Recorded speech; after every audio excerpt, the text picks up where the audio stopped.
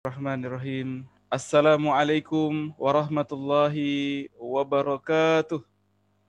Waalaikumsalam warahmatullahi wabarakatuh. Alhamdulillahirabbil alamin. Assalatu wassalamu ala asrafil anbiya'i wal mursalin sayyidina Muhammad wa ala alihi wa ashabihi ajmain. Alhamdulillah, Bapak Ibu yang dirahmati Allah, puji dan syukur kita panjatkan kehadirat Allah Subhanahu wa taala atas segala nikmat, karunia serta hidayah yang diberikan kepada kita sehingga kita dapat berkumpul kembali dalam kelas kuliah ekonomi Islam kita yang hadir setiap hari Jumat pukul 06.00 waktu Indonesia Barat. Salawat serta salam semoga senantiasa tercurah kepada junjungan kita Nabiullah Muhammad Sallallahu Alaihi Wasallam. Semoga kita semua termasuk orang-orang yang berhak mendapatkan syafaat beliau di yaumil qiyamah kelak. Amin amin ya rabbal alamin. Bapak Ibu yang dirahmati Allah dimanapun Anda berada, ya, kami mengucapkan ahlan wa sahlan bihudurikum, selamat datang kembali ya dalam kelas kuliah ekonomi Islam kita edisi ya tanggal 8 Januari tahun 2020 ya bersama guru kita Al Ustadz Fauzan Al Banjari. Mengawali kelas ini, marilah kita sama-sama membuka dengan mengucapkan basmalah. Bismillahirrahmanirrahim. Semoga aktivitas kita, semoga kelas kita ini diberkahi oleh Allah Subhanahu wa taala. Ya. Selanjutnya kita langsung saja saya serahkan kepada guru kita Al Ustadz Fauzan Al Banjari. Ya. Assalamualaikum Ustadz. Bagaimana kabarnya Ustadz? Sehat? Waalaikumsalam warahmatullahi wabarakatuh. Alhamdulillah. Antum sehat? Alhamdulillah sehat Ustadz. Ya, apaan Ustadz? Antum kayak di luar negeri, di mana antum? Enggak Ustadz. Background saja yang agar lebih fresh gitu. Ya, tafadhol Ustadz. Syukran jazakallah khairan. Bismillahirrahmanirrahim. Assalamualaikum warahmatullahi wabarakatuh. Waalaikumsalam warahmatullahi wabarakatuh. Alhamdulillah, salatan wa salaman ala rasulillah wa ala alihi wa sahbihi wa mawala. La hawla wa la quwata illa billah. Rabbi israh li sadri wa yassir li amri wa uqdatam min lisani yafqahu qawli. Rabbi zidna ilma warzuqna fahma. Bapak Ibu yang dirahmati Allah Subhanahu wa taala, peserta kajian online Meet rahimakumullah.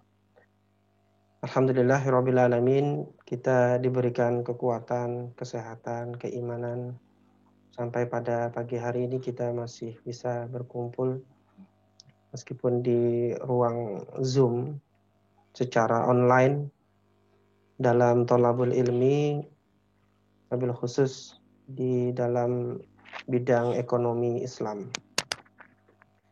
Bapak Ibu yang dirahmati Allah Subhanahu wa taala, pertemuan kita dalam kuliah informal ekonomi Islam ini sudah memasuki pertemuan yang ke-13 ya, hari ini. Ini adalah pertemuan kita yang ke-13 dan insya Allah nanti kami akan sampaikan materi terkait dengan politik ekonomi Islam. Sudah kelihatan share screen-nya? Ya. Sudah, Ustaz. Baik, alhamdulillah. Nah, ini adalah materi ke-13 kita dalam kuliah informal ekonomi Islam. Kita akan membahas tentang siyasah al-iqtisadiyah atau politik ekonomi. Saya akan mulai karena ini cukup panjang materinya. Jadi langsung saja. Kita mulai dulu dengan apa sih yang dimaksud dengan politik ekonomi. Jadi yang dimaksud politik ekonomi itu di dalam kitab An-Nizamul Iqtisadi fil Islam halaman 60 disebutkan siyasatul iqtisadi. Politik ekonomi itu adalah hiyal hadaful ladzi qarrama ilaihil ahkam allati tu'alidu tadbiru umuril insan. Jadi yang dimaksud dengan siyasatul iqtisadi ataupun politik ekonomi itu adalah tujuan yang ingin dicapai dari pelaksanaan al-ahkam, hukum-hukum atau perundang-undangan. Yang hukum-hukum itu dia digunakan untuk tadbir, mengatur, dan juga menyelesaikan atau memberikan solusi atas berbagai persoalan manusia. Itu terkait dengan siyasatul iqtisadi atau politik ekonomi secara umum.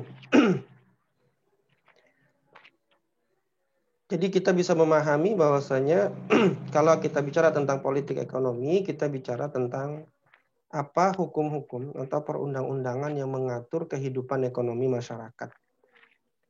Jadi ketika bicara politik ekonomi, kita bicara tentang kebijakan perekonomian. Nah, kebijakan perekonomian dalam level negara itu adalah menggunakan hukum atau perundang-undangan. Ini kalau kita bicara tentang sebuah sistem, ya, terkait dengan ekonomi, maka sistem itu ada yang berhubungan dengan ekonominya itu disebut dengan nizam iktisadi, sistem ekonomi. Ya, ini bicara tentang bagaimana definisi ekonomi, kemudian ada politik. Keduanya antara ekonomi dan politik itu tidak bisa dipisahkan. Ya. Ketika ekonomi bicara tentang anggaran, ya, sedangkan politik itu bicara perundang-undangan atau hukum-hukum. Nah, ekonomi bicara, kemarin kita sudah bicara tentang dari mana asal pemasukan gitu ya. Dengan cara apa kemudian pemasukan itu didapatkan, itu bicara anggaran. Nah, kemudian bagaimana kemudian mengatur itu semua, anggaran itu diatur untuk apa, di sanalah dibutuhkan yang namanya sistem politik yang akan mengatur perundang-undangan di dalam ekonomi. Oleh karena itulah nanti ya, perundang-undangan ini kalau terkait dengan ekonomi, anggarannya akan memberikan dana kepada berbagai aspek ini, kemudian undang-undang akan mengatur ya, seberapa besar porsi yang diberikan untuk pangan, sandang, papan gitu ya. Seberapa besar juga untuk porsi kesehatan, pendidikan, keamanan dan infrastruktur. Ini yang mengatur adalah politik ya, atau perundang-undangan. Undang-undangan itu selalu lahir dari politik. Oleh karena itu kalau membenci politik itu salah. Yang dibenci itu adalah aktivitas politik yang buruk. Ya, karena politik itu tidak bisa tidak, ya, pasti harus dipahami oleh kaum muslimin dan kaum muslimin mesti terlibat di dalam politik. Tapi bukan berarti terlibat dalam politik praktis yang diterapkan saat ini. Ya.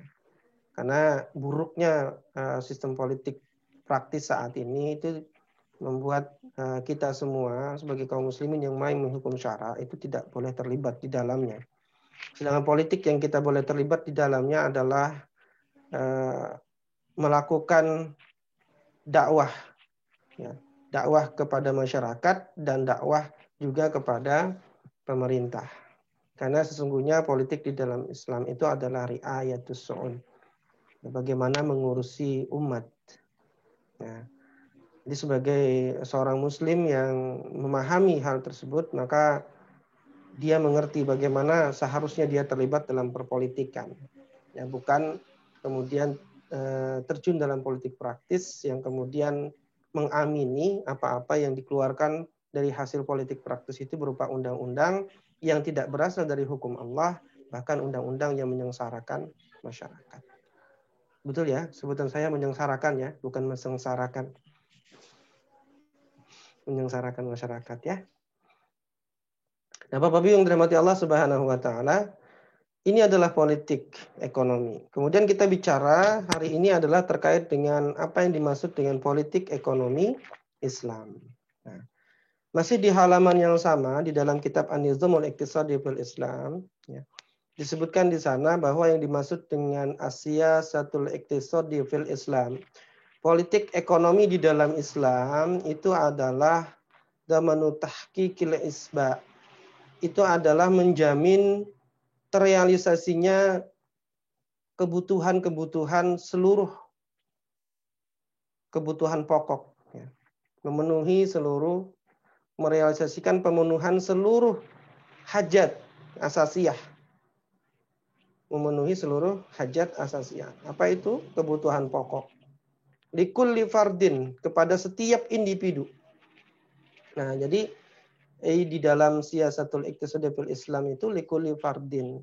Pemenuhan hajat primer atau pokok itu likulli fardin, kepada setiap individu. Isba'an kulian, dengan pemenuhan yang menyeluruh. Kemudian memberikan kesempatan untuk pemenuhan hajat-hajat kamaliyah, hajat-hajat yang bersifat tersier, sekunder, ya, dengan kemampuan yang bisa dicapai oleh individu itu. Dalam kehidupannya di tengah-tengah masyarakat yang fi mujtama'in mu'ayyanin, di dalam masyarakat tertentu. Ya, masyarakat tertentu, karena di dalam setiap masyarakat itu mempunyai tirojin khosin, istilahnya itu lifestyle, ya, lifestyle tertentu minal ais di dalam kehidupan. Jadi masyarakat itu punya karakteristik tertentu gitu. Jadi masyarakat di Banjarmasin dengan di Yogyakarta atau di Riau, ya, tempatnya Mas Akhi Riau ya. Iya, Ustaz. Nah, Iya. itu bisa jadi berbeda, kehidupan, gaya hidupnya itu berbeda gitu ya. Ya, kalau saya belum pernah sih ke Riau, jadi tidak tahu, makanya saya pikir mungkin berbeda. Tapi kalau Jogja saya tahu, karena lama di Jogja. Jadi kalau di Jogja dengan Banjarmasin itu beda memang gitu, lifestyle-nya, ya, gaya hidup masyarakatnya itu berbeda. Perbedaannya tidak usah saya sampaikan ya, dirasakan sendiri ya. Nah, itulah yang dimaksud ya, bahwa dalam setiap masyarakat itu punya kebutuhan-kebutuhan yang mereka anggap sebagai kebutuhan-kebutuhan yang memang menjadi ciri khas dalam masyarakatnya. Oleh karena itu nanti akan dilihat ya. Hanya saja memang di dalam Islam itu yang dipandang adalah bahwa yang duru ila fardin, yang dipandang itu adalah kepada individunya, sosok personal gitu. Jadi bukan la ila majmu, tidak kepada komunal. Jadi yang dilihat itu orang per orang. Yang diperhatikan oleh politik ekonomi Islam itu orang per orang, bukan komunal, bukan masyarakat secara kolektif, bukan. Ya. Jadi yang dilihat adalah bagaimana si personal tadi itu kehidupannya, alladzina ya'isuna fil bilad, ya, bagaimana mereka hidup di sebuah negeri itu. Nah, yang dilihat itu adalah individu-individunya. Nah, begitulah politik ekonomi di dalam Islam, yaitu bagaimana Islam itu menjamin terrealisasinya pemenuhan kebutuhan-kebutuhan pokok secara menyeluruh. Ya. Isba'an kulian, ya, pemenuhannya itu menyeluruh sempurna. Dan kemudian juga memberikan kesempatan, ya, sehingga masyarakat itu bisa memenuhi kebutuhan-kebutuhan yang bersifat sekunder dan tersier, ya, sesuai dengan kadar kemampuan mereka. Nah, ini adalah jaminan dalam politik ekonomi Islam. Oleh karena itu, ketika kita bicara politik ekonomi Islam, ya, yang kita bicarakan itu adalah jaminan pemenuhan semua kebutuhan pokok, ya, yang primer. Untuk siapa? Untuk seluruh individu. Jadi seluruh individu masyarakat.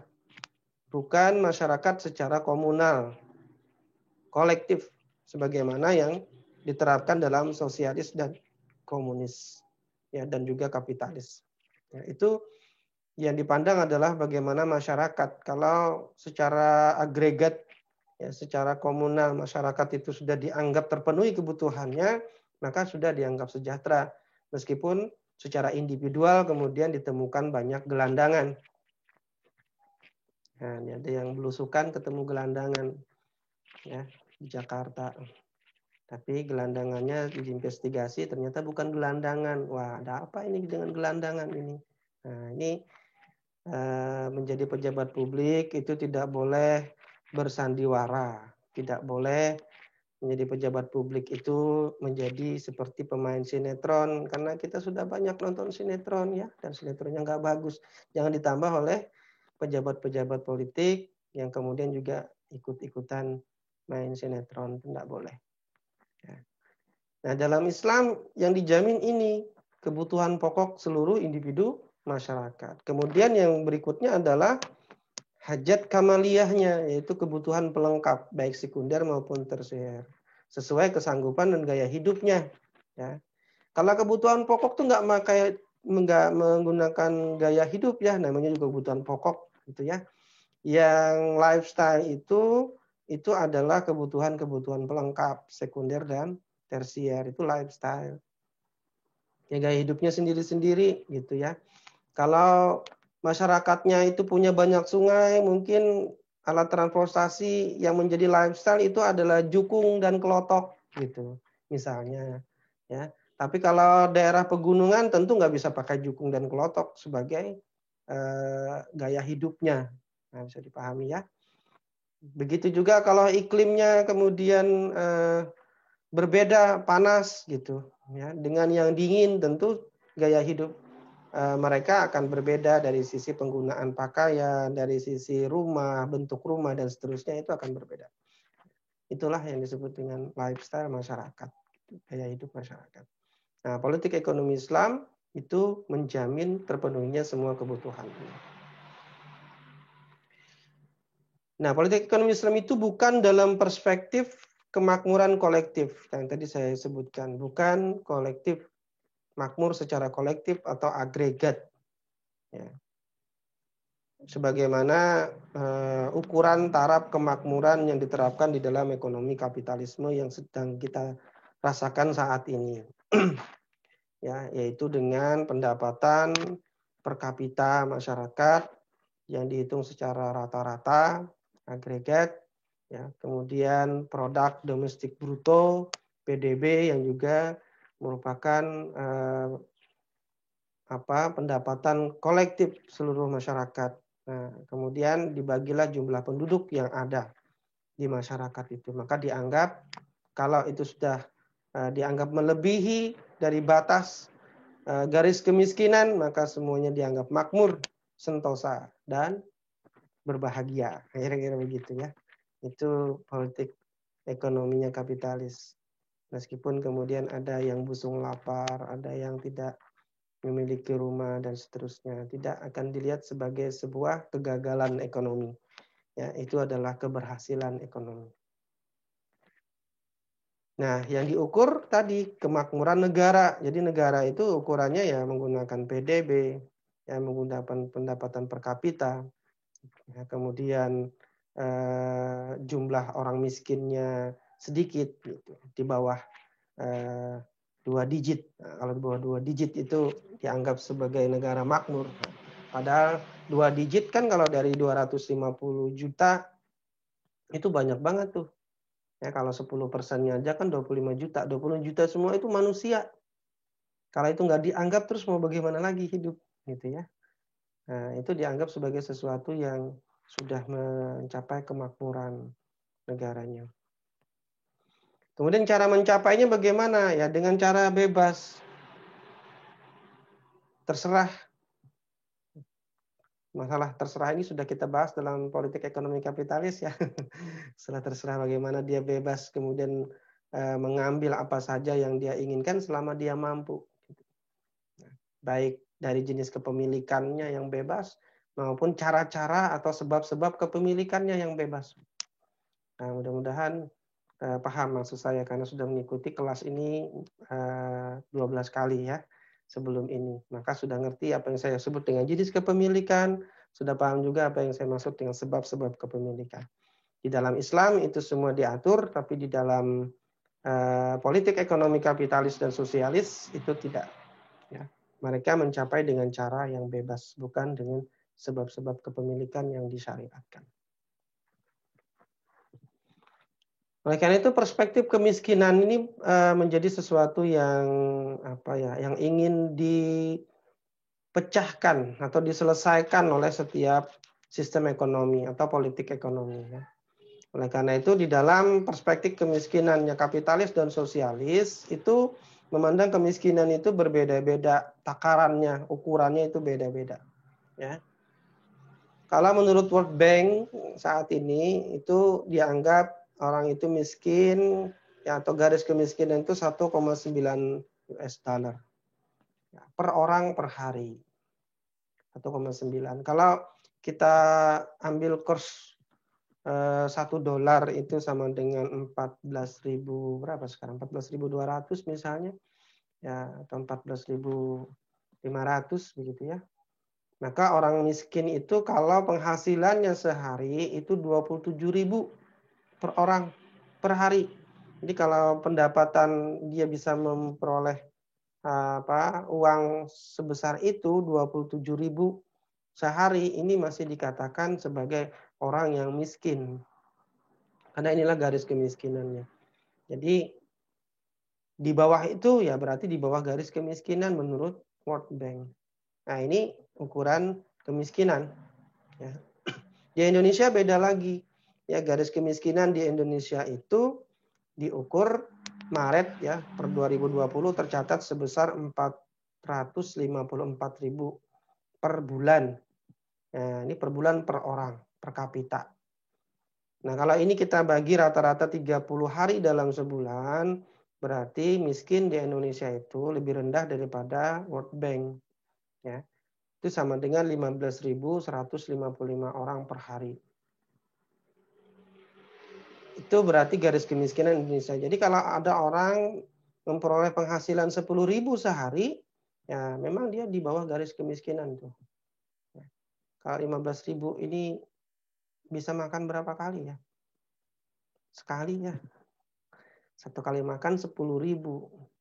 Kalau mau sama pakai lauk ya, tapi kalau nggak pakai lauk ya sekali makan 5.000 ya, tapi masa makannya cuma sama nasi.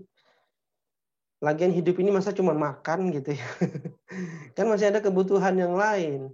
Ya kalau ini ukurannya orang seperti ini dia memperoleh 20.000 sehari dia dianggap kemudian tidak miskin, ya 20.000 sehari misalnya dianggap sudah tidak miskin, atau kalau ukuran World Bank 30.000 sehari sudah dianggap tidak miskin. 30.000 saja, apalagi kalau batasan Indonesia 30.000 saja untuk makan sehari itu pas-pasan satu orang, ya kan? 10.000 sekali makan. Nah, apakah hidupnya hanya untuk makan? Kan tidak. Lalu bagaimana dia punya rumah untuk tempat tinggal, ya? Untuk ngontrak saja sudah nggak sanggup kan? Makannya aja udah habis itu. Apakah dia nggak perlu pakaian? Bagaimana caranya dia beli pakaian kalau uangnya sudah habis untuk beli makan? Nah, jadi ngukurnya gimana? Ngukurnya gimana ya? Nah, inilah ukuran yang nisbi, yang relatif di dalam perspektif kemiskinan kapitalis dan sosialis. Jadi orang dengan pendapatan 30.000 pun sudah dianggap tidak miskin lagi oleh kapitalisme dan sosialis. Kalau di Indonesia ya orang dengan penghasilan 20.000 sudah tidak dianggap miskin. Padahal 20.000 itu cukup buat apa dalam sehari? Ya, untuk makan sudah habis. Tidak bisa beli pakaian, tidak bisa ngontrak.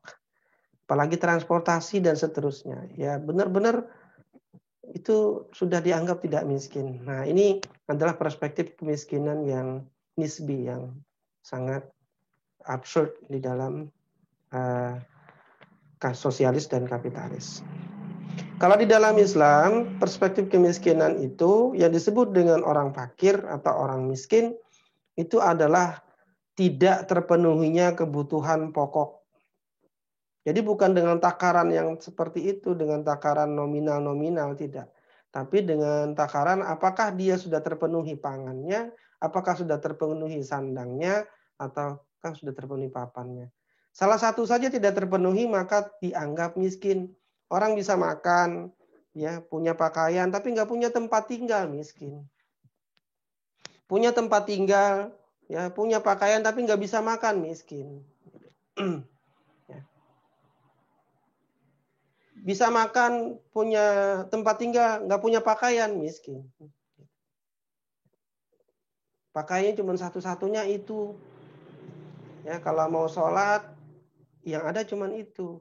gantian sama istrinya misalnya. Oh, itu miskin. Kenapa? Karena sandang tidak terpenuhi. Meskipun dia punya rumah, meskipun dia bisa makan, tetap dianggap miskin di dalam Islam. Nah, ini sensusnya nanti yang akan bekerja di dalam Islam untuk mencari. Kamu sudah punya tempat tinggal belum? Nah, tinggal di mana? Di sensus itu. Ya. Siapa yang akan menyensus? Bukan BPS lagi yang menyensus, Pak RT yang menyensus. Itu kan hal teknis yang harus diatur. Kalau BPS nggak akan sanggup nyensus. Yang harus turun itu Pak RT. Pak RT yang menyensus, kemudian Pak RT lapor ke lurah, lurah lapor ke camat. Nah, begitu terus. Ya, karena yang paling dekat dengan masyarakat itulah yang kemudian harus meriayah masyarakat. Nah, ini dari struktur pemerintahan di dalam daulah Islam ya sampai ke level RT. Ya. Jadi harus kemudian diketahui. Nah, berapa banyak itu orangnya? Secara teknis sangat mudah saja diatur hal-hal seperti itu. Ya. Yang jelas secara filosofis harus diketahui siapa yang miskin di kampung itu. Nah, itu harus terdeteksi. Kalau tidak, maka politik ekonomi Islamnya tidak tercapai. Kenapa begitu? Karena memang ukuran kesuksesan dalam politik ekonomi Islam adalah likulli fardin. Setiap individu. Nah, jadi bukan agregat gitu. Oleh karena itu tidak akan pernah tercapai yang namanya kesuksesan di dalam politik ekonomi Islam kecuali telah terpenuhinya setiap individu akan kebutuhan pokok mereka. Jadi ukurannya tidak nisbi, tetapi sama di semua daerah. Yang beda itu hanya gaya hidup. Jadi tidak nisbi. Jadi kalau ngukurnya gampang. Terpenuhi nggak pangan sandang papannya? Nah itu. Nah sekarang yang disebut dengan papan atau perumahannya itu gimana di daerah itu? Nah itu lifestyle. Ya, kalau daerahnya berawa, maka nggak bisa langsung ditanam batu di situ, semen di situ, tenggelam. Ya, berarti papannya, perumahannya menggunakan galam, misalnya kalau di Banjarmasin kan begitu. Kalau di tempat yang pegunungan, ya tinggal langsung tanam aja pondasi dari batu, selesai. Beda lifestyle-nya. Tapi pemenuhannya bahwa itu menjadi tempat tinggal sama. Ya. Harus punya tempat tinggal. Ya. Nah, jadi tidak nisbi ukurannya pasti, ya, yaitu terpenuhi atau tidak kebutuhan primer. Nah, kemudian apa yang menyebabkan orang miskin itu harus diketahui supaya bisa diselesaikan. Ya. Kenapa orang bisa jadi miskin? Ini harus dipahami. Kemiskinan itu bisa terjadi karena 3 hal. Yang pertama adalah kemiskinan natural. Nah, kemiskinan natural ini alami. Kenapa secara alami bisa miskin? Karena daerahnya memang miskin. Tidak punya sumber daya alam, kering. Ya. Nah, itu akan mengakibatkan kemiskinan pasti. Ya, kenapa? Karena sumber daya alam yang dikelola tidak bisa, tanahnya tidak subur. Ya, di dalam perut buminya tidak ada apa-apa. Orang tinggal di situ itu susah untuk hidup. Gitu. Ini kemiskinan natural. Nah, kemiskinan natural seperti ini harus diselesaikan oleh negara.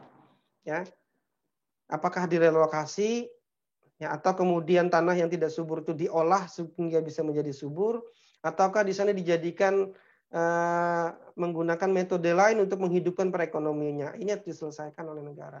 Ya, kemiskinan natural. Memang secara alami, ya, alamnya tidak mendukung untuk menjadi kaya, ya, tapi miskin. Begitu. Ini natural. Kemudian yang kedua itu adalah kemiskinan kultural bahasanya. Ya, budayanya miskin. Budayanya miskin. Orangnya males, nggak mau kerja. Nah, ini budaya kultur. Nah, kalau yang seperti ini, maka harus didorong supaya kemudian mereka tidak menjadi malas. Ya, negara kemudian harus mendorong mereka untuk kemudian tidak malas. Ya. Ini kultural. Kemudian ada kemiskinan struktural. Kemiskinan struktural ini adalah kemiskinan yang memang terjadi karena kebijakan yang nggak benar. Itu struktural. Ya. Mereka dimiskinkan oleh peraturan perundang-undangan, dimiskinkan oleh hukum-hukum, dimiskinkan oleh kebijakan-kebijakan. Ya, ingin berusaha dipersulit, ya. Ada pendapatan sedikit dipajakin. Ini bisa miskin secara struktural. Ya, karena memang dibuat miskin oleh orang-orang yang kaya. Nah, orang-orang kayanya menguasai pemerintahan, maka orang-orang miskin akan menjadi terus miskin. Ini kemiskinan struktural. Berjuang sekuat apapun dia tidak bisa menjadi kaya ketika terjadi pemiskinan secara struktural. Nah, 3 hal ini dipahami oleh Islam dan kemudian diberikan solusinya. Kalau natural itu tadi gampang ya. Natural itu bagaimana menghidupkan tanahnya, bagaimana kemudian memberikan teknologi ke sana, ya, bagaimana mensubsidi mereka, itu negara melalui Baitul Mal. Natural. Sedangkan yang kultural, inilah yang kemudian Islam memenuhi kebutuhan pokok dalam perspektif Islam, kebutuhan pokok itu harus dipenuhi dalam 3 kemiskinan itu, ya. Kebutuhan pokok itu definisinya sudah tadi disampaikan, itu dibatasi oleh syariat, ya, bahwa kebutuhan pokok itu ada dalam barang dan jasa. Pelaksanaan dalam pemenuhan kebutuhan pokok ini adalah sebuah kewajiban bagi negara dan harus menghindari terjadinya kemudaratan. Jangan sampai lambat dalam penanganannya sehingga membuat orang itu kemudian sekarat bahkan meninggal dunia gara-gara tidak makan misalnya. Nah, ini mudarat, ya. Ini tidak boleh terjadi di dalam politik ekonomi Islam. Ada kebutuhan pada barang, ini disebut dengan kebutuhan pokok pada barang, itu adalah pangan, sandang, dan papan. Ada kebutuhan pokok pada jasa, yaitu keamanan, pendidikan, dan kesehatan. Keduanya disebut dengan kebutuhan pokok dalam perspektif Islam. Ya. Kalau kebutuhan pokok primer itu jelas yang harus terpenuhi likuli pardin setiap orang. Kebutuhan jasa ini secara komunal. Kebutuhan jasa maksudnya adalah bukan berupa barang, ya, berupa keamanan, pendidikan, dan juga kesehatan. Nah, seluruh masyarakat itu harus terpenuhi kebutuhan-kebutuhan ini. Bagaimana strateginya agar kemudian kemiskinan tadi bisa dientaskan, kebutuhan pokok itu bisa diberikan kepada masyarakat. Nah, kita bicara tentang bagaimana strategi politik ekonomi Islam. Ada 2 mekanisme di dalam politik ekonomi Islam untuk memenuhi kebutuhan masyarakat dan mengentaskan kemiskinan. Yang pertama adalah mekanisme yang tidak langsung. Caranya itu adalah menciptakan kondisi dan sarana pemenuhan kebutuhan barang dan jasa. Nah, mekanismenya tidak langsung. Ini negara menyiapkan sarana dan prasarana, infrastruktur dan seterusnya, ya, agar kemudian kebutuhan pokok barang dan jasa itu bisa terpenuhi. Karena meskipun barangnya ada, tapi tidak bisa didistribusikan, itu kan jadi kendala pemenuhan. Ya, oleh karena itu infrastruktur harus siap juga. Gitu. Bagaimana transportasinya, bagaimana distribusi ke seluruh wilayah itu bisa dicapai, ini adalah mekanisme tidak langsung. Itu wajib dilakukan oleh negara. Kemudian ada mekanisme langsung. Ya. Mekanisme langsung ini berarti negara secara langsung memenuhi kebutuhan pokok berupa barang dan jasa. Kalau ini kondisi-kondisi, ya, bagaimana mengkondisikan masyarakat, bagaimana membuatkan sarana dan seterusnya. Kalau yang mekanisme langsung itu berarti negara langsung memberikan kebutuhan pokok itu. Ya, gambarannya seperti BLT begitulah, bantuan langsung tunai misalnya. Bantuan kebutuhan pokok primer langsung diberikan. Ini adalah berarti mekanismenya langsung. Siapa yang membutuhkan mengambil langsung ke Baitul Mal. Atau seperti Umar bin Khattab yang pernah membawa sendiri, ya, makanan pokok ketika beliau menemukan ada yang tidak memiliki, ya, atau miskin. Nah, itu berarti mekanismenya langsung. Ya. Nah, mekanisme langsung ini harus dilakukan karena ada orang-orang yang memang tidak bisa dengan kondisi, ya, menciptakan kondisi tidak bisa, mungkin karena dia lemah, mungkin karena dia cacat dan seterusnya. Sehingga meskipun diciptakan kondisi dan disediakan lapangan pekerjaan, itu dia tetap tidak bisa, gitu. Ya, karena kondisinya memang tidak memungkinkan dia untuk bisa. Nah, oleh karena itu kebutuhan langsung atau mekanisme langsung inilah yang harus dilakukan oleh negara. orang-orang tua, orang-orang yang sudah tidak memiliki anak ya, sehingga mereka jadi orang-orang jompo yang sudah tidak mampu. Ini kan nggak bisa. Oh, ini ada pekerjaan khusus untuk orang jompo, kan nggak bisa begitu. Atau orang yang cacat misalnya ya, nggak bisa disediakan lapangan pekerjaan. Mereka tidak bisa memang. Ada orang-orang yang terlahir tidak sempurna, baik secara fisik maupun akal. Nah, orang-orang seperti ini meskipun diciptakan lapangan pekerjaan, ya tetap nggak bisa bekerja. Inilah mekanisme langsung yang harus diberikan oleh negara. Kalau mekanisme langsung gampang lah ya, pokoknya ada uang gitu ya di Baitul Mal kasih gitu kan. Dan orang-orangnya juga spesifik gitu. Nah, itu tidak perlu kita bahas. Yang kita bahas adalah mekanisme tidak langsung, bagaimana politik ekonomi Islam menciptakan kondisi dan sarana untuk memenuhi kebutuhan-kebutuhan pokok barang dan jasa tadi. Ya. Yang pertama adalah adanya kewajiban untuk bekerja atau berusaha. Yang kedua, penyediaan lapangan pekerjaan. Yang ketiga, kewajiban ahli waris. Nah, di dalam Islam ada kewajiban bekerja, ada kewajiban ahli waris, ada penyediaan lapangan pekerjaan, kemudian ada subsidi dari Baitul Mal. Yang kelima, adanya kewajiban doribah. Wah, kemana zakat? Nah, zakat nggak dibahas dalam politik ekonomi Islam. Kenapa? Karena zakat itu masuk ibadah. Ya, masuk dalam perkara ibadah. Nah, oleh karena itu, perkara ibadah itu ya sudah cukup dengan hukum-hukum terkait dengan ibadah mahdoh. Ya, tidak dalam hukum-hukum ekonomi politik. Jadi kalau kebanyakan para ekonom syariah kemudian bicara bagaimana mensejahterakan masyarakat dengan cara zakat, itu nggak tepat dan nggak akan bisa. Ya, nggak akan bisa menyelesaikan urusan kesejahteraan ataupun mengentaskan kemiskinan dengan jalan zakat.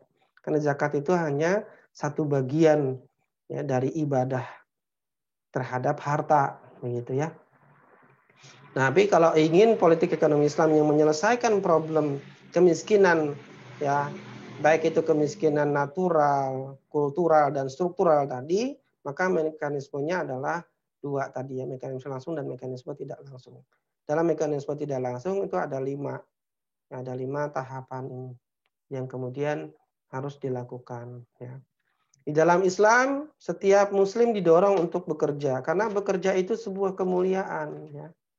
Tidaklah seorang di antara kamu makan satu makanan lebih baik daripada memakan hasil dari keringatnya sendiri. Maksudnya adalah orang itu bekerja atau berusaha itu sangat mulia di sisi Allah Subhanahu wa taala. Ya. Kemudian menghapus dosa. Barang siapa pada malam hari merasakan kelelahan dari upaya keterampilannya, ya, kedua tangannya pada siang hari, maka pada malam itu dia diampuni. Nah, jadi para bapak yang terasa lelah bekerja, ya karena kalau itu sudah diniatkan karena Allah bahwasanya bekerja ini adalah untuk menafkahi diri dan menafkahi keluarga, nah ini sudah kemudian memperoleh yang seperti ini. Kelelahan di malam hari sampai tertidur, ya itu Allah mengampuni dosa-dosa, ya dosa-dosa yang dilakukan kecuali dosa-dosa besar. Nah, dorongan bekerja yang lain di dalam Islam itu adalah bahwa bekerja itu sangat dicintai oleh Allah dan Rasul. Innallaha ta'ala yuhibbu ayyara 'abdahu yas'a fi talabil halal. Ya sesungguhnya Allah Ta'ala senang ya mencintai melihat hambanya yang bersusah payah ya dalam mencari rezeki yang halal.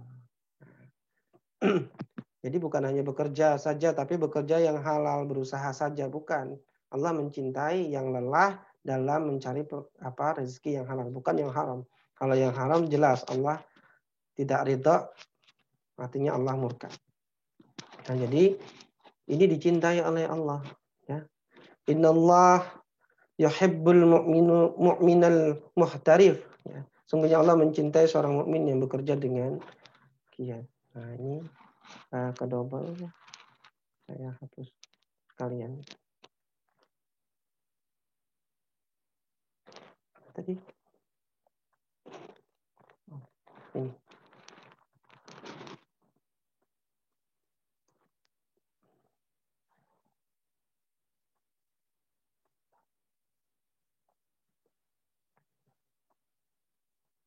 Baik, kita lanjutkan. Kemudian didoakan oleh Rasulullah, Allahumma barik li ummati fi bukuriha. Ya Allah, berikanlah keberkahan kepada umatku dan pada usaha yang dilakukannya di pagi hari. Nah, ini kan mendorong ya, memotivasi, ayo pagi-pagi itu. Ya. Kalau orang barat bilangnya early bird, ya, burung itu terbangnya pagi-pagi cari makan, early bird. Yang bersegera maksudnya, ya, yang bersegera mencari rezeki Allah. Bahkan Rasulullah SAW pernah mencium tangan Sa'ad bin Mu'adz dan kemudian Rasul bersabda, "Kaffani yuhibbuhumallahu ta'ala." Ya. Ini adalah dua tangan yang dicintai oleh Allah Ta'ala. Dalam bekerja itu, seorang muslim diperbolehkan bekerja keras, ya, bersemangat, termotivasi, ya, bukan lemes. Muslim itu, ya, Allah sukai mereka yang memiliki himmah, etos kerja yang kuat, yang tinggi. Itu yang dicintai oleh Allah, ya. Untuk misalnya dia bekerja keras untuk meraih imbalan, karena memang bekerja itu, ya, yang dituju atau kimahnya, nilai yang ingin diambil dari bekerja itu memang mal, harta. Ya, jadi kalau orang bekerja kemudian ingin memperoleh imbalan bukan berarti tidak ikhlas. Jangan salah, ya. Jadi kalau orang bekerja itu memang ingin mencari pendapatan gitu, ya. Jadi bukan sosial. Ini adalah memang untuk memperoleh iwad, ya, balasan atau penghargaan. Maka boleh seorang muslim itu bekerja keras untuk meraih imbalan, ya, baik gaji, kedudukan, karir dan lain-lain. Sebagai apa? Ma'isyahnya di dalam penghidupan. Diperbolehkan juga bekerja keras karena khawatir terhadap hukuman, punishment. Ya, karena memang itu akan mengurangi apa yang dia dapatkan, ya. Penghasilannya jadi turun, kurang, karirnya terhambat, jabatan. Nah, selama itu semua dilakukan sesuai syariah dan dorongan ketakwaan, ya, bukan untuk mengejar dunianya. Ya. Nah, ini dorongan bekerja di dalam Islam. Ini motivasi yang diberikan oleh Islam untuk bekerja. Kalau itu tidak cukup, maka Islam memberikan kewajiban bekerja. Ya, di dalam Al-Quran saya kutipkan beberapa ayat, ya. Wallazi ja'ala lakumul arda dalulan famsu fi manakibiha wa kulu min rizqihi wa ilaihin nusur. Ya, dialah yang menjadikan bumi itu mudah bagi kamu, maka berjalanlah di segala penjurunya dan makanlah sebagian dari rezekinya, dan hanya kepadanya lah kamu akan dibangkitkan. Kemudian dalam ayat yang lain dikatakan faida qudiyatis shalah fantasiru fil ardi wabtaghu min fadlillah. Apabila telah ditunaikan salat, maksudnya adalah salat Jumat, nah maka bertebaran kamu di muka bumi dan carilah karunia Allah. Di dalam hadis juga disebutkan Rasulullah SAW bersabda, Innallaha kataba alaikumus sya'ya fas'au. Sesungguhnya Allah telah mewajibkan atas kalian itu bekerja, berusaha. Maka hendaklah kalian berusaha. Nah, ini kalau mencari dalil apa wajibnya bekerja, ini sudah. Innallaha kataba. Allah telah mewajibkan bagi kalian untuk bekerja, berusaha. Maka hendaklah kalian bekerja. Kemudian man amsa kalan min amali yadihi amsa maghfuran lahu. Barang siapa yang merasakan keletihan ya pada sore hari karena pekerjaan yang dilakukan oleh kedua tangannya, ya biasanya kan orang selesai bekerja sore hari, ya. Ya keletihan di sore hari, maka ia mendapatkan dosanya diampuni oleh Allah pada sore hari tersebut. Ya. Dari Abu Hurairah radhiyallahu an berkata bahwa Rasulullah sallallahu alaihi wasallam bersabda, "Inna minaz dzunubi la dzunuban la tukaffiruha as-shalah wala as-siyam wala al-hajj wala al-umrah." Qala wa ma tukaffiruha ya Rasulullah? Qala al-humumu fi talabil ma'isyah. Nah, ini jelas yang ini nih, ya. Ada yang kemudian Rasulullah SAW bersabda, sesungguhnya kata Rasul di antara dosa-dosa itu terdapat suatu dosa yang tidak dapat diampuni dengan sholat, puasa, haji, dan juga umrah. Sahabat bingung kemudian bertanya, nah, apa yang bisa menghapuskannya wahai Rasulullah? Sahabat, beliau Shallallahu Alaihi Wasallam menjawab, al-humum, ya, himmah, etos kerja, semangat dalam berusaha atau bekerja. Ya. Jadi al-humum fi talabil ma'isyah. Semangatnya, motivasinya di dalam mencari penghidupan. Baik dengan berusaha, berbisnis, maksudnya berdagang dan seterusnya, ataupun bekerja. Nah, Bapak Ibu yang dirahmati Allah Subhanahu wa taala, lalu pekerjaan apa yang terbaik? Ternyata kata Rasulullah Shallallahu alaihi wasallam, ya, dari Rif'ah bin Rafi, berkata Nabi Shallallahu alaihi wasallam, ya, ketika ditanya beliau tentang apa su'ila ayyul kassabi atyab. Ya. Nabi itu ditanya tentang usaha bagaimana yang paling baik itu atyab. Thayyib itu baik, atyab itu yang paling baik. Ya. Usaha apa yang paling baik? Gitu. Nabi Shallallahu Alaihi Wasallam menjawab, amalur rojul biyadihi wa kullu bai'in mabrurin. Nah, ternyata yang paling baik pekerjaan itu ada dua macam, yaitu pegawai yang bekerja dengan baik. Nah, itu yang pertama itu. Amalur rojul. Ya, ini terkait dengan pekerjaan seorang laki-laki. Ya. Dengan tangannya, berarti ini adalah tentang ijarah, tentang menjadi ajir, tentang orang yang bekerja kepada orang lain. Biyadi, dengan kedua tangannya. Ya. Atau bai'in mabrur, ya, jual beli yang mabrur, yang baik, yang diterima. Perdagangan berarti yang kedua, ya, bisnis. Jadi orang yang bekerja dengan kedua tangannya, ini juga diartikan oleh sebagian ahli hadis, ya, mentafsirkan ini, yang dimaksud itu adalah orang yang menggunakan kedua tangannya dalam bekerja. Ya, ada yang mengatakan bahwa bertani, gitu ya, membuat sesuatu, nah itu adalah yang paling baik. Yang dimaksud bekerja tadi, atau dia bekerja kepada orang lain.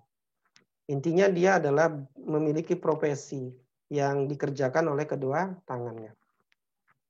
Yang berikutnya adalah para pedagang, ya, pebisnis yang memperjualbelikan barang dagangannya. Inilah pekerjaan yang terbaik. Kemudian selain dorongan dan kewajiban bekerja sebagai satu dari cara Islam atau daulah Islam memenuhi kebutuhan pokok baik barang dan jasa, yang kedua itu caranya adalah penyediaan lapangan pekerjaan. Ini adalah kewajiban negara. Bagaimana negara menyediakan sarana dan kesempatan kerja. Ya. Sebab seorang imam, al-imam itu adalah ra'in, dia adalah seorang imam itu adalah ra'in, dia adalah pemelihara dan pengatur urusan rakyat. Dan ia akan dimintai pertanggungjawaban terhadap rakyatnya.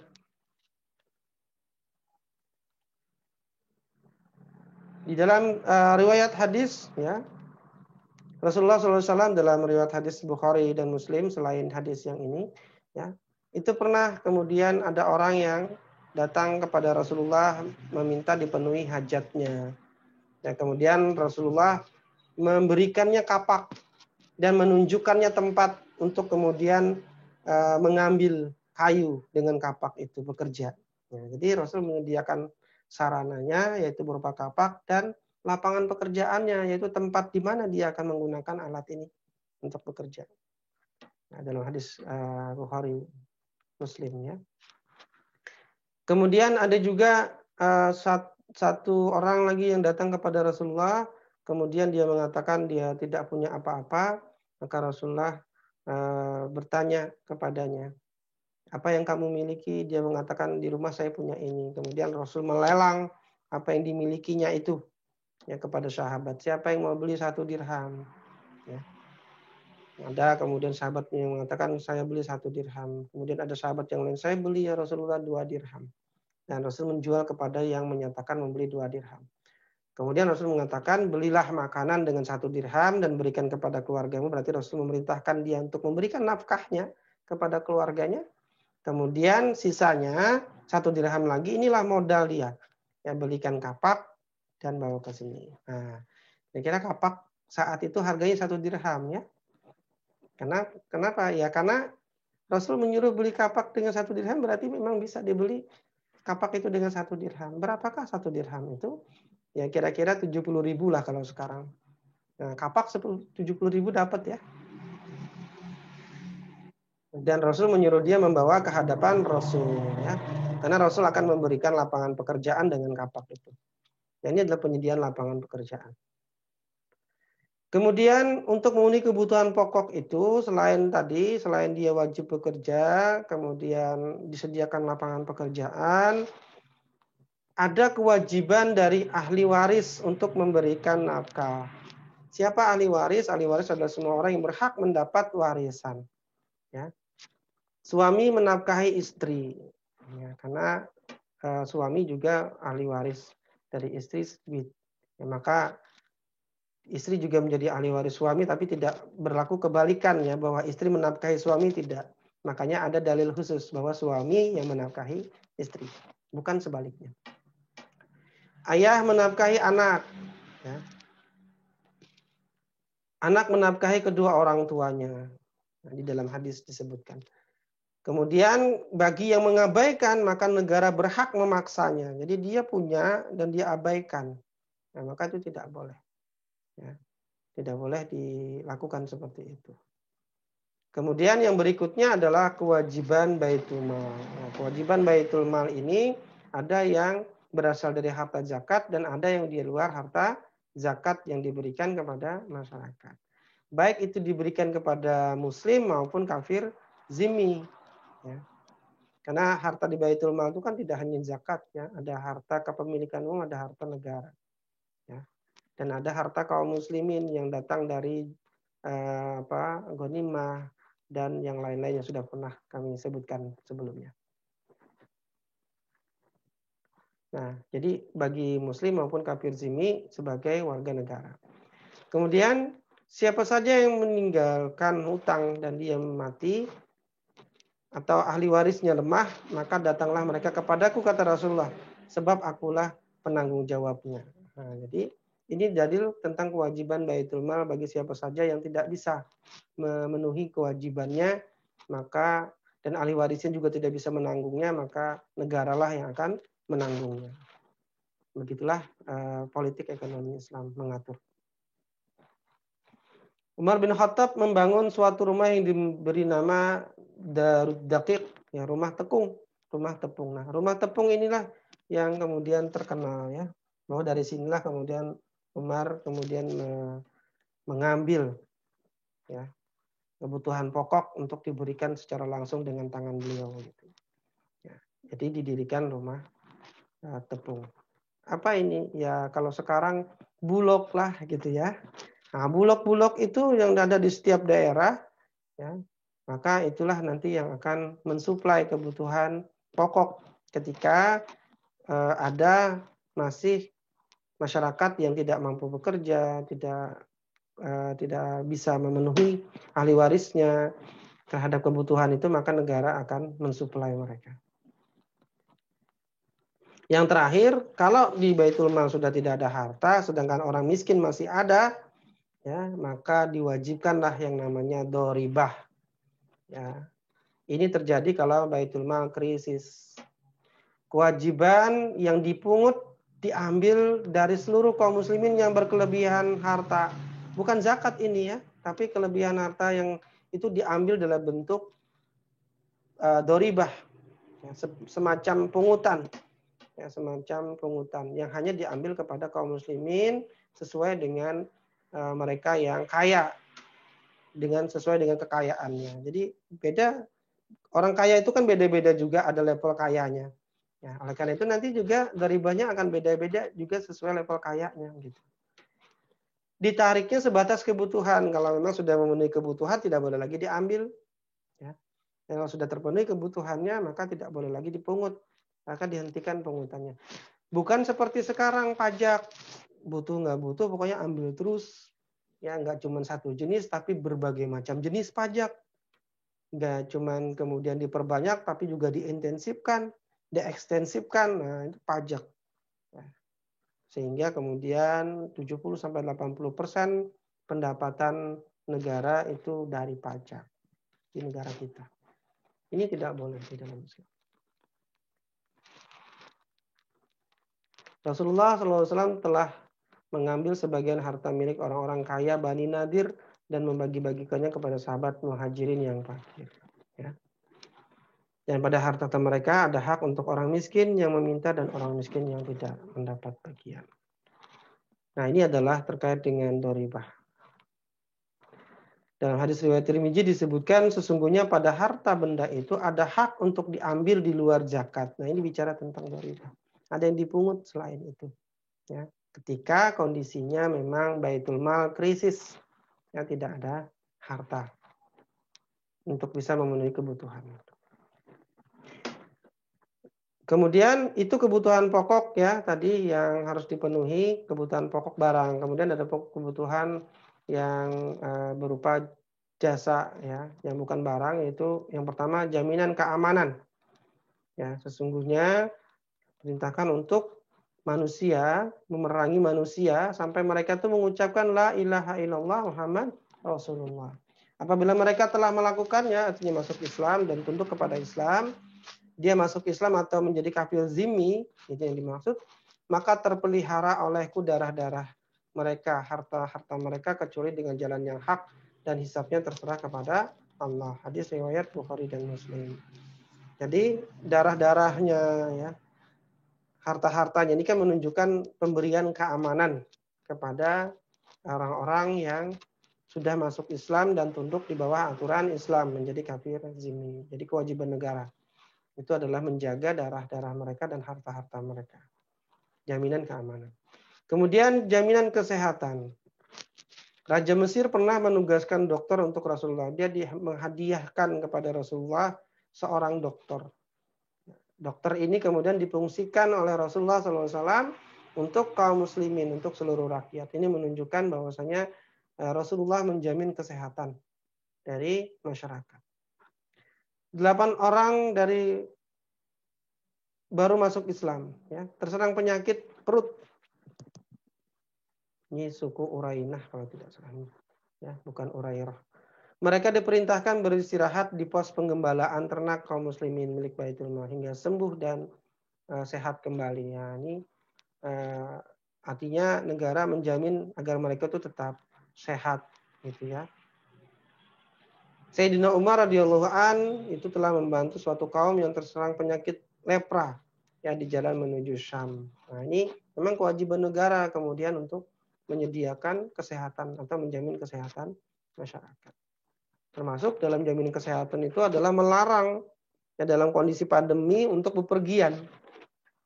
Ya, melakukan lockdown istilah sekarang itu ya, mengunci suatu kota. Kalau dalam kota itu sedang terjadi pandemi, tidak boleh keluar dan tidak boleh masuk. Ya. Itu adalah jaminan kesehatan. Selain menyediakan sarana dan prasarana kesehatan. Nah, ini adalah contoh-contoh ya bahwasanya daulah Islam atau negara Islam ketika menerapkan politik ekonomi itu mereka juga menjamin tentang kesehatan. Saya juga sudah sampaikan ya bagaimana di masa-masa kehilafahan jaminan keamanan dan kesehatan yang dibicarakan oleh orang-orang di luar Islam, ya. Bahwa daulah Islam itu telah mencapai ketinggian pengurusan yang luar biasa terkait dengan masalah keamanan dan kesehatan itu.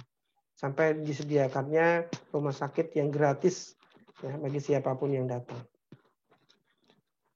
Kemudian jaminan pendidikan. Ya. Jaminan pendidikan ini diriwayatkan bahwasanya tawanan perang Badar itu boleh menebus dirinya ya, dengan mengajarkan baca tulis kepada 10 orang penduduk Madinah. Nah, negara menyediakan guru. Hukum yang diambil oleh para ulama adalah dengan begini ini berarti negara harus menyediakan guru. Tidak boleh tidak. Bahkan Khalifah Umar bin Khattab itu menggaji guru anak-anak ya di Madinah sebesar 15 dinar setiap bulan. Dengan satu dinarnya adalah 4,25 gram emas. Ya, dihitung sendirilah kira-kira berapa itu ya, banyak lah. Ya. Baik, inilah gambaran politik ekonomi Islam dan bagaimana caranya menyelesaikan kemiskinan menggunakan politik ekonomi Islam itu tadi. Intinya adalah politik ekonomi Islam itu adalah mengatur kebijakan hukum terkait dengan penggunaan harta yang dimiliki oleh Baitul Mal. Allah a'lam bishawab, saya kembalikan ke Mas Sakti. Ya. Baik, syukron, jazakallah khairan Ustadz. Alhamdulillah. Bapak Ibu yang dirahmati Allah, selanjutnya kita masuk kepada sesi tanya jawab ya. Saya ingatkan kembali kepada Bapak Ibu untuk dapat memberikan atau kemudian mengajukan pertanyaan kepada Ustadz dengan menulis pertanyaan Bapak Ibu di kolom chat. Atau apabila Bapak Ibu ingin memberikan pertanyaan secara langsung kepada Ustadz, dapat juga dengan sebelumnya memberikan tanda raise hand. Ya. Baik, sebelum kita masuk kepada sesi tanya jawab, saya ingatkan kembali bahwa insya Allah program Majelis Iqtisadi wa Tijarah Syariah, yakni kajian Khatam Kitab Al-Buyu bersama Ustadz Kiai Haji Muhammad Siddiq Al-Jawi akan dimulai pada hari Senin ini ya, tanggal 11 Januari tahun 2021. Ya, bagi Bapak Ibu ya ikhwan fillah sekalian yang ingin bergabung masih ada kesempatan untuk mendaftar ya. Jadi Bapak Ibu yang belum mendaftar, maka kami ingatkan kembali, kami persilakan untuk bisa segera mendaftar. Demikian, terima kasih atas perhatiannya. Ya, baik, selanjutnya Bapak Ibu yang dirahmati Allah, saya membacakan pertanyaan yang pertama ya, yang telah masuk dari Bapak Fikri Muhammad ya. Pertanyaannya, Assalamualaikum Ustadz. Ya, izin bertanya, Afwan Ustadz, ada sebagian kelompok dakwah yang mengharamkan politik. Padahal politik dalam Islam harus dipahami, termasuk sistem politik ekonomi. Ya, bagaimana menurut Ustadz? Ya, tafadhol Ustadz. Ya, jadi memang karena praktek politik yang buruk, ya, itu adalah fakta saat ini, luar biasa buruknya. Kemudian praktek-praktek perpolitikan yang tidak hanya buruk dari sisi persaingan politik, tapi juga buruk dari sisi pengurusan terhadap masyarakat, bahkan diisi oleh orang-orang yang tidak baik secara personal, secara kepribadian itu tidak baik. Makanya begitu banyak kemudian pejabat-pejabat yang lahir dari politik itu kemudian menjadi koruptor ya, atau melakukan tindak kejahatan lainnya. Nah, ini adalah gambaran politik yang buruk di dalam dunia demokrasi ya. Dan juga di dalam kehidupan berdemokrasi itu sendiri. Ya. Sedangkan politik di dalam Islam kalau dipahami dengan benar definisinya, maka seharusnya kelompok-kelompok dakwah itu melakukan aktivitas itu, melakukan aktivitas politik, karena memang politik di dalam Islam itu didefinisikan sebagai riayatus su'un, pengurusan terhadap umat, riayatus su'unil ummah ya, dakhilian wa kharijian. Jadi pengurusan terhadap urusan umat baik di dalam negara maupun di luar. Ya, di dalam maupun di luar negara. Nah, itulah politik. Oleh karena itu yang benar seharusnya kelompok-kelompok dakwah itu adalah terjun ke medan ini. Kenapa? Karena medan ini kalau tidak diterjuni oleh para ulama, tidak diterjuni oleh para pendakwah, ini yang akan dikuasai oleh orang-orang kafir, orang-orang yang zolim, akan dikuasai oleh orang yang fasik. Bukan dalam artian yang saya sampaikan di awal tadi, bukan dalam artian politik praktis yang buruk tadi, bukan. Tapi dalam artian mendakwahkan Islam politik. Ya. Mendakwahkan ajaran-ajaran Islam di dalam berpolitik. Bagaimana seharusnya mengurusi umat. Nah, ini yang disampaikan kepada para pejabat. Bagaimana seharusnya kritik terhadap pemerintah dalam pengurusan sumber daya alam itu urusan politik. Apa yang harus dilakukan terhadap kenaikan BBM misalnya, itu urusan politik. Tidak boleh kaum muslimin berdiam diri dengan kezoliman-kezoliman yang lahir dari politik. Ya, karena memang sudah kewajiban bagi para ulama, ya para pendakwah itu kemudian melakukan amar ma'ruf nahi mungkar. Dan amar ma'ruf nahi mungkar yang paling besar nilainya itu adalah amar ma'ruf nahi mungkar kepada penguasa. Ya, sebagaimana di dalam hadis disebutkan Sayyidus Syuhada Hamzah.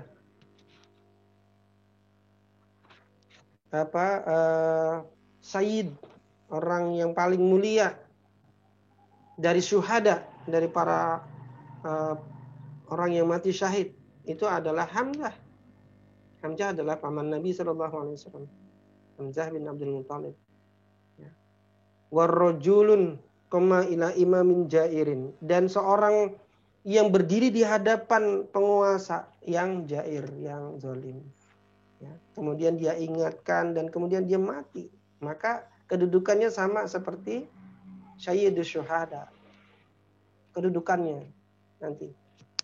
Nah, ini kan sebuah amal yang luar biasa. Ya. Yaitu menasehati penguasa yang zair, yang zalim. Nah, itu yang harus dilakukan. Itu amal politik.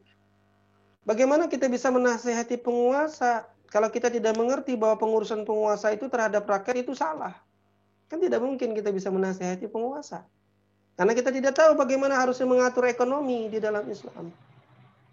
Adakah yang mempermasalahkan misalnya Freeport? Ya kalau dia ngerti politik ekonomi Islam pasti dipermasalahkan. Kenapa? Karena Freeport itu tidak boleh dikuasai oleh individu swasta. Tidak boleh diserahkan kepada individu swasta. Nah, kalau orang yang ngerti politik ekonomi, ya, maka dia akan mendakwai penguasa. Nah, itulah yang dilakukan semestinya. Kalau dakwah ini secara individual tidak sanggup, maka kita harus berkelompok. Gitu. Ya. Malayatimul wajibu illa bihi fahuwa wajib. Apa-apa suatu kewajiban yang tidak bisa terlaksana karena sesuatu, maka sesuatu itu jadi wajib. Kita tidak bisa berdakwah secara individu. Tidak bisa, saya tidak akan bisa berdakwah kepada Bapak Ibu sekalian lewat Zoom ini kalau tidak ada yang menyiapkan Zoom-nya. Kalau tidak ada Mas Sakti, kan susah saya. Mas Sakti bagian dari dakwah ini, menghantarkan Bapak Ibu semua. Ya. Yang menyiapkan pendaftarannya siapa, kemudian orang bisa masuk. Ini amal jamaah, ini amal dakwah. Ya. Bukan hanya yang mengisi kajian yang mendapatkan pahala, seluruh yang terlibat itu akan mendapatkan pahala jariah. Ya, Masya Allah. Nah, jadi salah kalau kemudian berpikiran bahwasanya kita itu tidak boleh kemudian masuk berdakwah di dalam politik. Itu harus. Apalagi perpolitikan yang kita lihat sekarang itu perpolitikan yang tidak Islami. Nah, tapi itu tadi syaratnya ya. Syaratnya adalah bagaimana kita bisa mendakwahi secara politik kalau kita sendiri tidak paham dengan politik. Tidak paham dengan politik Islam. Tidak paham bagaimana harusnya mengatur negara. Tidak paham bagaimana seharusnya mengatur ekonomi. Tentu kita tidak bisa mendakwahi mereka kalau kita tidak paham. Bagaimana kita bisa melihat sebuah kemungkaran di dalam politik, sebuah kemungkaran di dalam ekonomi kalau kita tidak paham apa yang dimaksud dengan kemungkaran dalam politik dan kemungkaran di dalam ekonomi. Padahal man ra'a minkum mungkaron, ya, barang siapa yang melihat kemungkaran, falyughayyiru biyadihi, maka dia harus merubah dengan tangannya. Fa ilam yastati fa bilisanihi. Kalau dia tidak sanggup maka dengan lisannya. Nah, kita ini kan paling tidak dengan lisan lah, kita nggak punya kekuatan kan? Maka kita dengan lisan, fa bilisanihi.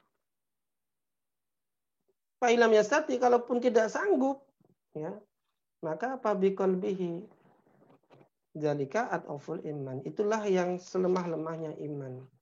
Maksudnya selemah-lemahnya kemampuan untuk Melakukan dakwah itu adalah membenci di dalam hati. Tapi kalau membenci saja tidak bisa, ini bukan selama-lamanya iman lagi, berarti udah nggak ada itu. Membenci saja tidak bisa. Bagaimana kita bisa membenci kalau kemudian kita tidak tahu kalau itu mungkar? Kan nggak bisa kita benci. Wah ini mungkar kan nggak bisa kita benci kalau kita tidak tahu kalau itu mungkar. Jangan-jangan kita malah berbahagia dengan kemungkaran karena kita tidak tahu itu adalah sebuah kemungkaran. Kita malah senang gitu dengan Freeport gitu. Nah itu kan sesuatu yang tidak benar. Kenapa kita tidak senang dengan keberadaan Freeport? Karena dia mengambil hak kepemilikan umum yang harusnya menjadi milik umat. Itu kenapa kita tidak suka. Bukan karena perusahaannya, bukan. Tapi karena pengambilannya terhadap kepemilikan umum. Kita bisa bicara seperti itu ketika kita sudah tahu bahwa itu adalah kemungkaran ekonomi, itu adalah kemungkaran politik. Gitu. Nah, barulah kita bisa kemudian membencinya minimal di dalam hati kita, mendakwahkannya sesuai dengan kemampuan kita, merubahnya kalau kita punya kekuatan. Nah itu yang harus dilakukan oleh kelompok-kelompok dakwah. Ya, Allah alam. Ya, baik. Syukron, jazakallah Ustaz. Pertanyaan selanjutnya dari Buya Diki. Assalamualaikum warahmatullahi wabarakatuh. Waalaikumsalam warahmatullahi wabarakatuh. Ustadz, saat ini tumbuh subur badan wakaf dari yang wakaf umum atau biasa seperti masjid, wakaf Quran, dan lain-lain. Bahkan sampai wakaf produktif yang menjadikan aset wakaf berkembang. Bagaimana sesungguhnya yang ideal dalam mengelola wakaf produktif? Mungkin ada contoh-contohnya dalam pandangan Islam. Ya, tafadhol Ustaz. Ya, wakaf itu adalah harta yang kita tahan. Harta yang kita tahan untuk kemaslahatan umat. Artinya, makanya disebut dengan wakaf karena harta itu tertahan. Tidak lagi bisa dimiliki oleh individu untuk kepentingan individu, tapi sudah menjadi milik masyarakat secara umum. Itu yang disebut dengan harta wakaf. Harta wakaf adalah bagian dari sodakoh. Nah, wakaf itu bagian dari sodakoh berupa harta, ya, harta yang tidak lenyap, maka disebut dengan wakaf. Hartanya itu tidak lenyap secara zatnya, secara fisiknya. Oleh karena itu kalau kemudian ada wakaf produktif, ya, ada wakaf Al-Quran, begitu ya, wakaf Al-Quran selama Al-Qurannya masih ada, maka maksudnya zatnya ya itu masih ada, ya dia akan memperoleh pahala. Oleh karena itu orang lebih suka kemudian berwakaf terhadap tanah, karena tanah itu tidak akan hilang sampai hari kiamat, gitu ya. Tidak akan hilang sampai hari kiamat. Maka wakaf tanah, kemudian di atasnya didirikan tanahnya yang diwakafkan, bangunan di atasnya itu tidak jadi masalah. Ya, maka di atasnya bisa berganti itu. Awalnya masjid misalnya, oh ternyata itu berubah, tidak lagi jadi masjid tapi jadi madrasah. Berubah lagi dari madrasah menjadi yang lain, tidak masalah. Yang jelas tanahnya itu bermanfaat untuk kaum muslimin. Gitu. Nah ini wakaf tanah. Ya. Nah kemudian bagaimana wakaf produktif yang baik di dalam Islam? Wakaf produktif yang baik itu berarti wakafnya itu memberikan kebaikan-kebaikan yang terus bertambah. Jadi tidak hanya tidak hanya zatnya itu saja, tapi dari zatnya itu bisa kemudian memberikan penghasilan yang lebih besar. Ya. Misalnya wakaf kebun kurma, itu kan tanah sebenarnya kan, ditanami di atasnya kebun kurma.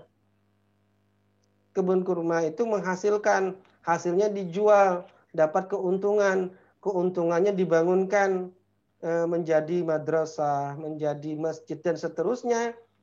Itu produktif wakafnya dari sebuah kebun kurma menjadi pahala-pahala jariah yang lain. Nah ini wakaf produktif. Sebagaimana Utsman bin Affan yang sudah membeli sumurnya orang Yahudi, sampai sekarang sumurnya masih ada. Dari sumurnya itu kemudian dimanfaatkan terus. Atau membeli kebun kurmanya dari dulu sampai sekarang. Ya, kemudian menghasilkan universitas dari situ dan seterusnya. Ini wakaf produktif di dalam Islam. Bukan kemudian wakaf uang saya wakaf uangnya ya, kemudian uangnya dijadikan bisnis, ya bisnis itu bisa untung bisa rugi, zatnya hilang kalau rugi. Nah ini bukan wakaf produktif yang begitu. Yang ada itu adalah ini dibelikan kebun, kebunnya diwakafkan. Nah itu yang betul. Tapi kalau ini modal usaha, usahanya kemudian usaha perdagangan dan bangkrut, hilang, kan nggak ada jadi wakaf itu. Bukan, itu salah paham tentang wakaf. Wakaf itu zat barangnya itu kemudian ada, dan zat barangnya itu tidak kemudian bisa diambil oleh individu. Gitu. Nah karena itu kalau ingin wakafnya berupa uang tadi, mending belikan sesuatu, ya kemudian diberikan sebagai wakaf bagi kaum muslimin. Gitu. Ya. Belikan kebun, kebunnya kemudian dikelola, belikan tanah, tanahnya kemudian diberikan.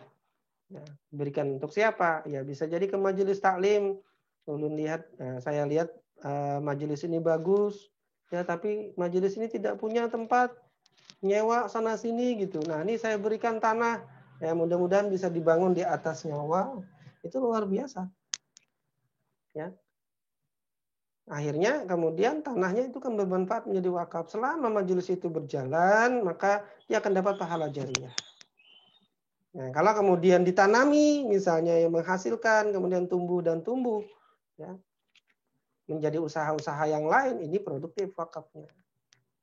Nah, demikian Allah tentang wakaf produktif. Begitu mengelolanya insya Allah. Ya, baik. Syukran Ustadz. Pertanyaan selanjutnya dari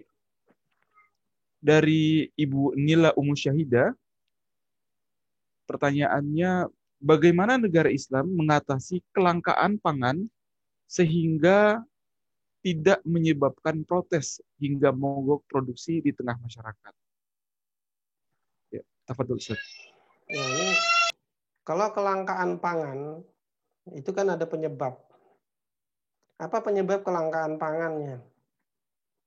Apakah panennya tidak berhasil? Kenapa panennya tidak berhasil? Panennya tidak berhasil apakah karena memang tidak benar pengelolaannya atau karena diserang oleh penyakit atau hama? Ya. Nah, tentu akan berbeda penanganannya terkait dengan hal-hal tersebut. Nah, tapi kalau kemudian pangan itu kemudian tidak ada, bagaimana negara Islam mengatasinya? Nah, negara Islam, ya, karena negara Islam itu dia memiliki wilayah-wilayah yang lain, maka akan diambilkan dari wilayah-wilayah yang lain untuk wilayah tersebut yang kekurangan pangan, yang sedang paceklik.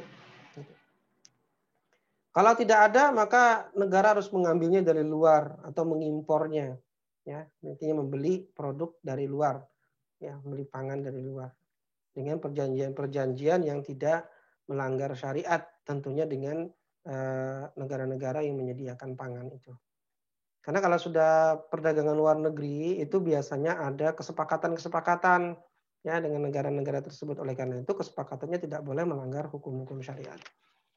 Nah, jadi kalau terjadi hilangnya pangan atau langkanya pangan itu tentu harus dilihat penyebabnya. Ya, apa penyebab kelangkaan itu? Sehingga kalau kelangkaan pangan itu menyebabkan protes, ya harusnya kelangkaan itu kan biasanya mengakibatkan tingginya harga, ya, tingginya harga pangan. Namanya langka kan supply dan demand pengaruhnya. Supply-nya sedikit, permintaannya banyak, harganya tinggi. Kan begitu hukum ekonomi, ya. Oleh karena itu supaya harga itu turun, kan yang bikin protes itu harga naik itu. Supaya harganya turun itu bukan kemudian dipatok tapi diguyur. Diguyur dengan produk yang langka tersebut sehingga produknya tidak lagi langka. Karena secara otomatis hukum supply dan demand-nya akan berjalan. Ya, semakin banyak yang disuplai, ya, mengimbangi demand-nya, maka harga akan kembali stabil. Begitu. Ya, ketika kemudian produksi terhadap pangan itu sudah bisa kembali tercapai, artinya panen sudah tidak gagal dan seterusnya, maka ditarik kembali itu. Artinya tidak diguyur. Ya, tidak diguyur lagi, maka dibiarkan dia kembali kepada posisi semula. Maka negara Islam harus menyiapkan tadi yang disiapkan seperti Umar bin Khattab menyiapkan Darul Daqiq tadi, rumah tepung. Nah, bulog-bulog itu harus siaga gitu. Ya, mereka menyiagakan. Ya, bukan berarti dalam artian stok yang tidak dimanfaatkan, stok tetap harus dimanfaatkan. Jadi stok itu harus diperbaharui terus. Ya, jadi kalau ada panen berlebih disimpan, yang sebelumnya jangan sampai kutuan, sampai rusak, nggak boleh. Ya, maka ini kalau bisa disebarkan, diberikan kepada orang-orang miskin, maka itu disebarkan. Atau di daerah lain yang kena paceklik, maka itu dilempar ke sana. Atau kemudian untuk mengendalikan harga, maka operasi pasar. Maka ini harus berguna. Ya, bukan didiamkan. Dan itu harus kemudian diisi kembali dengan membeli dari petani-petani, begitu, dengan harga yang wajar. Baik, demikian. Ya, baik. Alhamdulillah. Syukron, jazakallah khairan kepada Ustadz atas jawabannya. Selanjutnya Ustadz, pertanyaan dari Ibu tadi itu adalah pertanyaan terakhir pada forum kita pada pagi hari ini. Selanjutnya saya persilakan kepada Ustadz untuk memberikan closing statement-nya Ustadz atas pertemuan kita pada pagi hari ini. Tafadhol. Baik, Bapak Ibu yang dirahmati Allah Subhanahu wa taala, politik ekonomi Islam itu mengatur terkait dengan kebijakan-kebijakan anggaran yang diperuntukkan untuk memenuhi kebutuhan pokok barang ataupun kebutuhan pokok dari jasa, ya. Jadi terkait dengan sandang pangan papan, terkait dengan keamanan pendidikan dan kesehatan, itu semua dijamin oleh negara baik secara langsung maupun tidak langsung. Dan yang penting adalah politik di dalam Islam itu mulia. Ya, kenapa mulia? Karena politik itu mengurusi urusan umat di dalam negeri maupun di luar negeri. Jadi kalau ada kemudian umat Islam yang tidak suka politik, saya yakin dia belum paham tentang politik. Ya. Tidak suka dengan politik itu karena ketidakpahamannya dengan politik Islam. Nah, kalau politik yang ada sekarang itu jangan dijadikan dalil karena itu fakta. Ya, fakta tidak boleh jadi dalil bagi kita untuk beraktivitas. Nah, aktivitas kita pada politik itu berdasarkan dalil dan berdasarkan definisi syara tentang politik. Ya, jadi kita saat ini yang mau terjun ke dakwah politik dengan pengertian politik Islam itu adalah pekerjaan-pekerjaan dakwah yang mulia. Ya, karena kita ingin mengurusi umat dengan Islam. Ya, mengurusi umat dengan aturan Allah Subhanahu wa taala, bukan aturan buatan manusia dalam sistem demokrasi. Demikian, Allahu a'lam bishawab. Hadanallahu wa iyyakum ajmain. Salah khilaf saya mohon maaf. Ya. Assalamualaikum warahmatullahi wabarakatuh. Ya, Waalaikumsalam warahmatullahi wabarakatuh. Alhamdulillah. Terakhir Ustadz, kami memohon kesediaan Ustadz untuk memimpin doa bagi kita semua. Semoga di hari Jumat yang barokah ini Allah Subhanahu wa taala mengijabah doa kita untuk segera diterapkannya sistem politik Islam. Ya, tafadhol Ustaz. Baik. Ila hadihin ya. La hadirin Nabi Mustafa Rasulullah sallallahu alaihi wasallam al-Fatihah. A'udzu billahi minasyaitonir rajim. Iyyaka na'budu wa iyyaka nasta'in. Ihdinas siratal mustaqim. Siratal ladzina an'amta 'alaihim ghairil maghdubi 'alaihim waladdallin. Amin ya Allah ya rabbal alamin. Hamdan syakirin, hamdan na'imin, hamdan yu'afi ni'amahu wa yukafi majidah. Ya Rabbana lakal hamdu kama yanbaghi jalali wajhikal karim 'azimi sultanik. Allahumma fir lana dzunubana wa liwalidayna warhamhum kama rabbayana shaghira wal jami'il muslimina wal muslimat wal mu'minina wal mu'minat al ahya'i minhum wal amwat wa yaqadiyal hajat. Allahumma inna nas'aluka dawlatal khilafah ala minhajin nubuwah tu'izzu bihal islam wa ahlahu wa tuzilu bihal kufra wa ahlahu innaka ala kulli syai'in qadir. Rabbana zalamna anfusana wa illam taghfir lana wa tarhamna lanakunanna minal khasirin.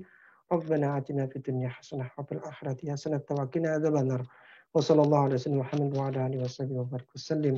Subhana rabbika rabbil izzati amma yasifun wa salamun ala mursalin walhamdulillahi rabbil alamin. Baik, alhamdulillah, syukron, jazakallah khairan.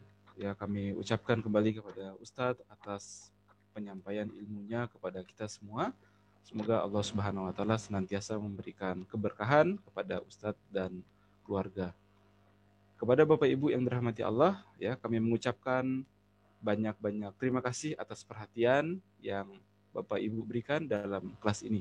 Semoga ilmu ini bermanfaat bagi kita semua. Jangan lupa untuk terus mengikuti kuliah informal ekonomi Islam kita bersama Al-Ustadz Fauzan Al-Banjari setiap Jumat pagi pukul 06.00 waktu Indonesia Barat. Demikian, mari kita tutup pertemuan ini, ya. Subhanaka Allahumma bihamdika asyhadu an la ilaha illa anta astaghfiruka wa atubu ilaik. Wassalamualaikum warahmatullahi wabarakatuh. Waalaikumsalam warahmatullahi wabarakatuh.